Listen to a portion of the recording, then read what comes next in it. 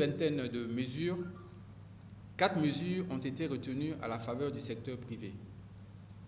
Alors, il y a la mesure en faveur de la préservation des ressources environnementales que vous trouverez dans les dispositions de l'annexe fiscale, l'aménagement des dispositions relatives aux défauts de retenue à la source, la suppression du droit de timbre de quittance pour les dépôts à faible somme et l'aménagement du dispositif de la TVA applicable aux entreprises minières qui sont en phase de recherche.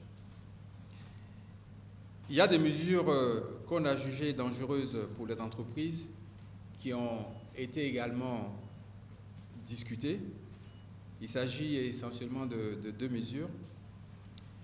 C'est l'extension du champ d'application du droit de timbre proportionnel de 1%, qui est une disposition qui existait déjà les années précédentes, qui a été donc étendue, élargie cette année à toutes les avances de fonds.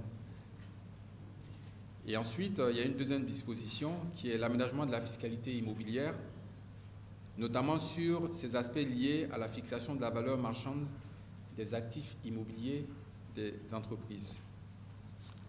Le ressenti général est que cette annexe fiscale ne prévoit pas de mesures significatives de soutien au secteur privé. Ce problème de modification de la base taxable à l'impôt foncier.